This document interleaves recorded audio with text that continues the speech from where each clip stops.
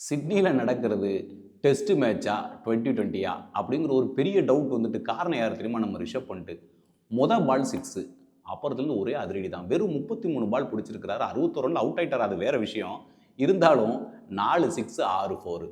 அவர் எதை ஞாபகப்படுத்தினார் அப்படின்னு பார்த்தீங்கன்னா, இதே ஆஸ்திரேலியாவில் ஷேவாக் ஒரு தடவை விளையாண்டாரு, 195 ரன் அடிச்சார். அப்போ டிராவிட் தான் எத்தாக்கில் அவருக்கு நின்னாருன்னு நினைக்கிறேன். அப்போ அந்த மேட்ச்சில் வந்து 195 ரன் இருக்கும்போது 200 அடிக்கிறதுக்கு வெறும் 5 ரன் தான் தேவை. அப்போ நம்ம டப்புன்னு ஒரு அடி அடிச்சு ஹிட் அடிக்கும் போது இது அவுட் ஆயிட்டாரு. 6 அடிக்கிறதுக்கு ஏன் பண்ணார், அவுட் ஆயிட்டாரு. அப்போ டிராவிட் கூப்பிட்டு வந்து 5 ரன் தானே, கொஞ்சம் வெயிட் பண்ணிக்கலாம்னு சொல்லும்போது இல்லை எனக்கு ஒரு 6 மிஸ் ஆயிட்டுன்னு வருத்தப்பட்டார். அப்படி ஒரு பிளேயரை இன்னைக்கு திருப்பி பார்த்த மாதிரி இருந்தது. நேற்று காலையில் தான் மேட்ச் ஆரம்பிச்சுது. ஆனால் என்ன அப்படின்னு கேட்டிங்கன்னா, ஏதோ 2-3 நாள் போன மாதிரி ஒரு ஃபீல் இருந்தது. ஏன்னா அப்படி டக்குன்னு 2 டீமும் தங்களோட ஃபர்ஸ்ட் இன்னிங்ஸை முடிச்சாங்க இவ்வளோ ஷார்ட் பீரியடில். நேற்று நம்ம வந்து 185 ரன்னுக்கு ஆல் அவுட் ஆனோம். அப்புறம் 9 ரன்னுக்கு ஒரு விக்கெட் போயிருந்ததில்ல, நேற்று இடையே முடிஞ்சுது. அது தெரியும் உங்களுக்கு. அந்த சாம் கான்ஸ்டஸுக்கும் நம்ம டீம் மெம்பர்ஸுக்கும் பும்ராக்கும் கவாஜாக்கும் நடந்த அந்த விஷயம், ஒரு விக்கெட் எடுத்ததுக்கப்புறம் நல்ல ஒரு அந்த ஒரு வித்தியாசமாக இருந்தது. நான் அந்த வீடியோலாம் வைரலாக போய்கிட்டு இருந்த நேரத்தில் இன்றைக்கி காலையில் ஆஸ்திரேலியன்ஸ் வந்தாங்க.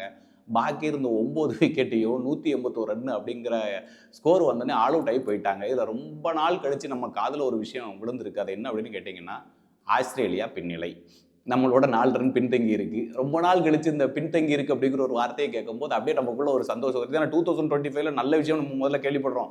கண்டிப்பாக வந்து இன்னும் 2 நாளில் அனிமா நாளைக்கு போகிற போக்கு பார்த்தா நாளைக்கு கூட மேட்ச் முடியலாம், இல்லை நாளை கழிச்சு வரலாம்.